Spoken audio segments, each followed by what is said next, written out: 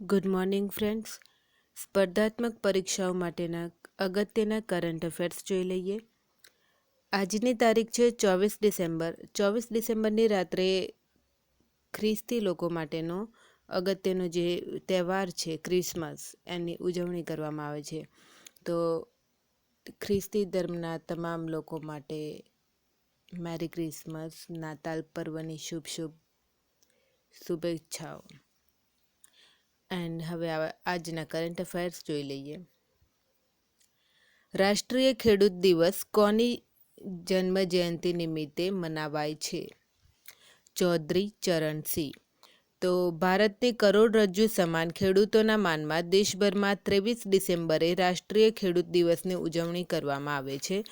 ભારતના 5મા પ્રધાનમંત્રી ચૌધરી ચરણસિંહની જયંતિને સન્માનિત કરવાના હેતુથી આ દિવસને પસંદ કરવામાં આવ્યો હતો. ચૌધરી ચરણસિંહ એક સ્વતંત્રતા સેનાની, રાજનેતા અને વકીલ હતા. તેમનો જન્મ 23 ડિસેમ્બર 1902ના રોજ થયો હતો. એમણે આઝાદીની લડતમાં પણ ભાગ લીધો હતો. જ્યારે 1930માં દાંડી માર્ચ થઈ હતી ત્યારે તેમણે પણ હિંડ નદી ગાઝિયાબાદ ખાતે મીઠું પકવીને ગાંધીજીના એ દાંડી કૂચને સમર્થન આપ્યું હતું. એ પછી તેમણે ખેડૂતોના માટે ખૂબ કામ કર્યું છે, જેમ કે ઉત્તર પ્રદેશના ભૂમિ સંરક્ષણ કાનૂનને પસાર કરાવડાવ્યો હતો. ખેડૂત ટ્રસ્ટની સ્થાપના કરી હતી. તો અને આ ઉપરાંત તેઓ ઉત્તર પ્રદેશના 2 વાર મુખ્યમંત્રી બન્યા હતા અને એક વખત ભારતના પ્રધાનમંત્રી બન્યા.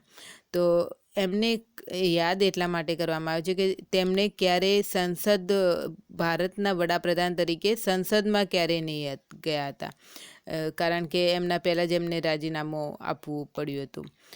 તો એના માટે ખાસ કે તે ભારતના કયા વડાપ્રધાન કે જેમણે સંસદનો સામનો ક્યારેય નથી કર્યો, તો એ છે ચૌધરી ચરણસિંહ. એમના જે સ્મારક છે, એને કિસાન ઘાટ તરીકે ઓળખવામાં આવે છે. આગળનો ક્વેશ્ચન જોઈ લઈએ. મહારાષ્ટ્ર રાજ્યનું પ્રથમ ખેલ વિશ્વવિદ્યાલય ક્યાં સ્થપાશે? પુણે. તો મહારાષ્ટ્રના પુણેમાં રાજ્યનું પ્રથમ આંતરરાષ્ટ્રીય ખેલ વિશ્વવિદ્યાલય સ્થાપિત કરવામાં આવશે. રાજ્યના ખેલ અને યુવા કલ્યાણ મંત્રી સુનિલ કેદારે જાણકારી આપતા જણાવ્યું કે આ વિશ્વવિદ્યાલયના નિર્માણ માટે 400 કરોડ રૂપિયા શરૂઆતમાં ફાળવવામાં આવશે. મંત્રીમંડળના છેલ્લા અઠવાડિયે આંતરરાષ્ટ્રીય ખેલ વિશ્વવિદ્યાલયની સ્થાપના માટેના જે ખરડો હતો એને મંજૂરી આપી દેવાઈ હતી. શિવ છત્રપતિ ક્રીડા સંકુલ બાલેવાડી, પુણે ખાતે આ સ્પોર્ટ્સ યુનિવર્સિટીની સ્થાપના કરવામાં આવશે, જ્યાં અત્યારે પણ નાના સ્તરે છે. ભારતમાં જોઈએ તો મણિપુરમાં એક કેન્દ્રીય વિશ્વવિદ્યાલયની ભારત સરકાર દ્વારા સ્થાપના કરવામાં આવી હતી 2018માં. અને આપણા ગુજરાતમાં જોઈએ તો સ્વર્ણિમ ગુજરાત સ્પોર્ટ્સ યુનિવર્સિટી છે રમત માટેની. કેન્દ્રીય પર્યાવરણ, વન અને જળવાયુ પરિવર્તન મંત્રાલયની રિપોર્ટ ભારતમાં દીપડાઓની સ્થિતિ 2018 મુજબ કયા રાજ્યમાં દીપડાઓની સૌથી વધુ સંખ્યા છે? મધ્યપ્રદેશ. તો દીપડાઓની સૌથી વધુ સંખ્યા મધ્યપ્રદેશ રાજ્યમાં જોવા મળે છે. આ રિપોર્ટ કેન્દ્રીય પર્યાવરણ, વન અને જળવાયુ પરિવર્તન મંત્રી પ્રકાશ જાવડેકરે બહાર પાડ્યો હતો. તેમના આ રિપોર્ટ મુજબ દેશમાં દીપડાઓની સંખ્યા 60%થી વધારે વૃદ્ધિ નોંધાઈ છે. એમાં જેમ કે 2014માં દીપડાઓની સંખ્યા 7,910 હતી, જે અત્યારે 12,852 છે. જેમાં સૌથી વધુ મધ્યપ્રદેશ રાજ્યમાં 3,421, કર્ણાટક બીજા નંબરે 1,783 અને મહારાષ્ટ્રમાં 1,690 છે. પૂર્વોત્તરના વિસ્તારમાં 141 જેટલા છે. ભારતમાં વાઘની સંખ્યા પણ વધેલી નોંધાઈ હતી અને દીપડો પણ એ પ્રકારની એક જંગલી બિલાડીના એક જ પ્રકારમાં આવે છે. તો દીપડા ભારતીય ઉપખંડમાં બધે જ ક્ષેત્રોમાં, જે માત્ર એક રણ વિસ્તારમાં અને મેંગ્રુવ વિસ્તારમાં છોડીને જે પણ જાડી ઝાંખરાવાળા વિસ્તારો છે, સામાન્ય કે જંગલોવાળો, એમાં દીપડાઓ જોવા મળે છે. IUCN દ્વારા દીપડાઓને સંવેદનશીલ એટલે કે વલ્નરેબલ સ્થિતિમાં કેટેગરીમાં મૂકવામાં આવ્યા છે. એન્ડ ભારતીય વન્યજીવ સંરક્ષણ અધિનિયમ 1972માં અનુસૂચિ 1માં દીપડાઓને સામેલ કરવામાં આવ્યા છે. તો આ રિપોર્ટ જ્યારે દર્શાવે છે કે દીપડાઓની સંખ્યા વધી છે, વાઘની સંખ્યા વધી છે, દર્શાવે છે કે ભારત પ્રાણીઓ પ્રત્યે, નેચર પ્રત્યે એક સારો અભિગમ લઈને આગળ વધી રહ્યું છે.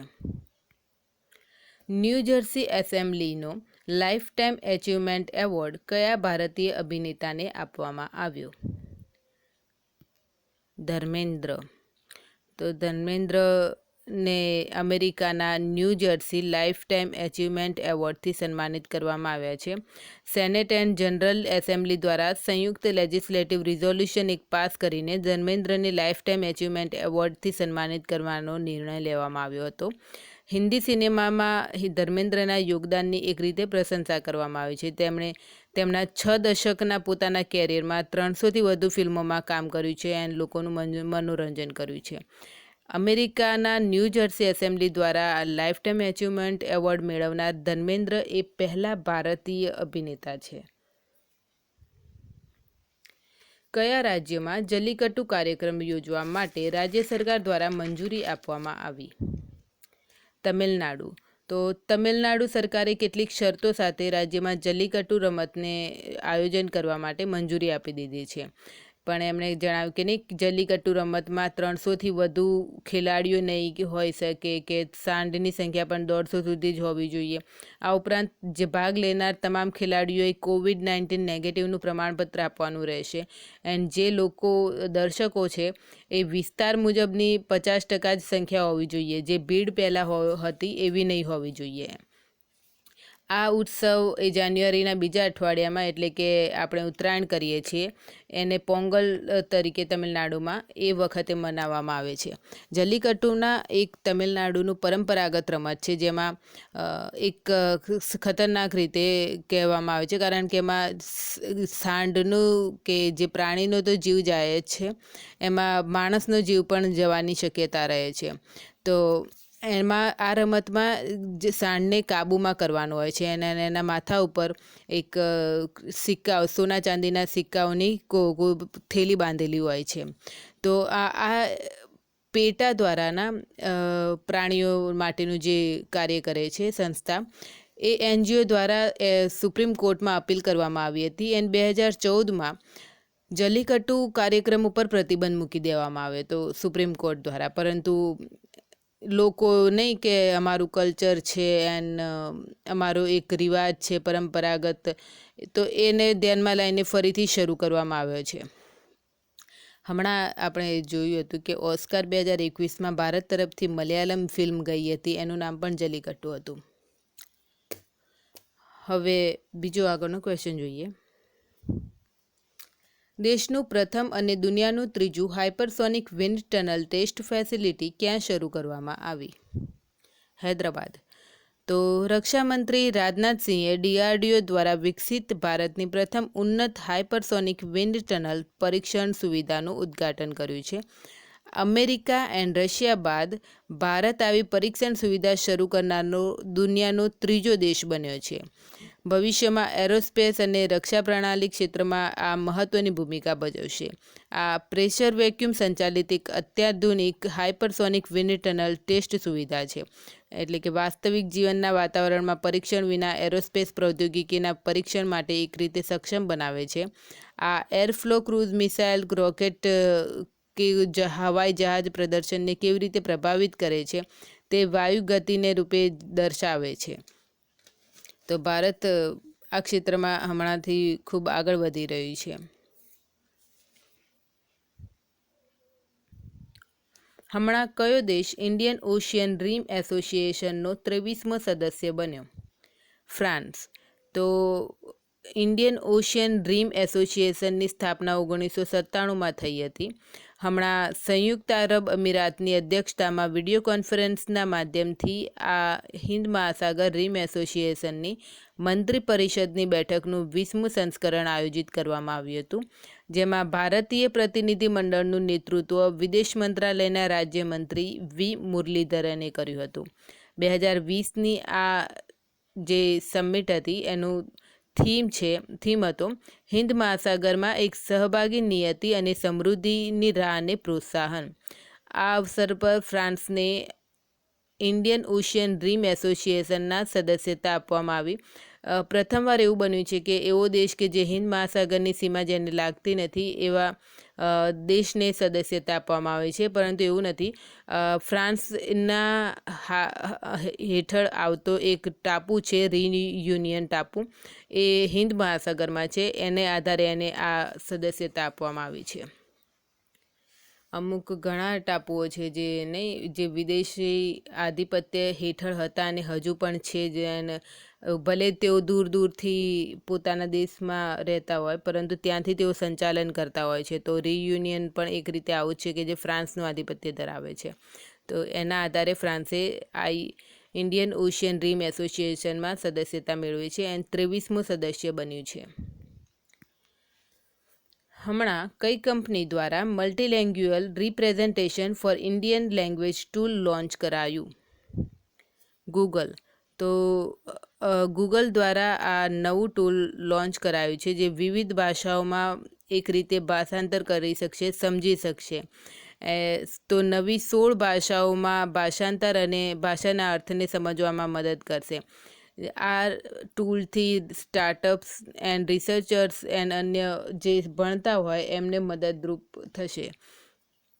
આમાંના શબ્દોની ઓળખ કરવી સરળ બનશે એક રીતે, જેમ કે એ પહેલાં શબ્દસર જે ભાષાંતર થતું હોય છે એનું હવે ભાવનાઓથી સમજી શકશે. આ એક રીતે કૃત્રિમ બુદ્ધિમત્તાનો ઉપયોગ છે કે નહીં. લેંગ્વેજને તમે પેલું ટર્મિનેટર મૂવીઝ દેખ્યું હશે ને, તો ટર્મિનેટરમાં જે મશીન હોય તો એ ફક્ત શબ્દોને સમજી શકે છે, એની ભાવનાઓને નથી સમજી શકતું. તો હવે આ કૃત્રિમ બુદ્ધિમત્તાના ઉપયોગથી ભાષાઓને સમજી શકાશે. તો આ ગૂગલ દ્વારા લોન્ચ કરાયું છે multilingual representation for Indian language tool, ભારતની 16 ભાષાઓમાં. ચક્રવાત યાસાએ કયા દેશમાં તબાહી સર્જી છે? ફિજી.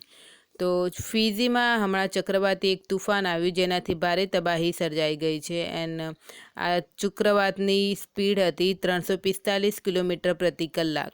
તો એનાથી સેંકડો મિલિયન ડોલરનું નુકસાન થઈ ગયું છે. ફિજી દેશના એમાં 40% લોકો ભારતીય છે, જે મૂળ ભારતીય હોય છે એવા લોકો ફિજીમાં રહે છે. એટલે કે ત્યાં મોટા ભાગના જે કહીએ કે નહીં 40% પબ્લિક છે, તો એન પછી ધર્મ પણ બીજા નંબરે હિન્દુ ત્યાં આવે છે. ત્યાંની 27% પબ્લિક હિન્દુ છે.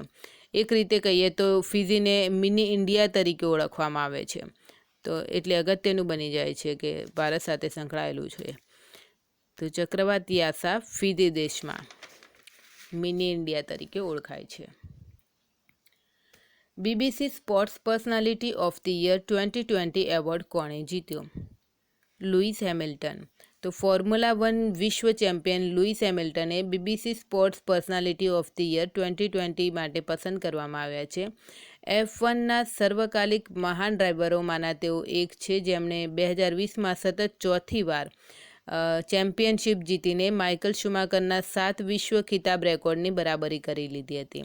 અગાઉ તેમને 2014માં પણ sports personality of the year તરીકે પસંદ કરવામાં આવ્યા હતા. હમણાં કઈ કંપનીએ ભારતમાં 5G ઇનોવેશન લેબની સ્થાપના કરી? ઓપ્પો. Camera phone.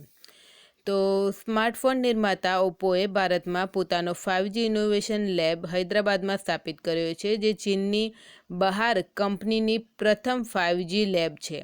કંપનીની યોજના કેમેરા, પાવર, બેટરી અને પ્રદર્શન માટે સમર્પિત 3 વધુ કાર્યાત્મક લેબ સ્થાપિત કરવાની છે.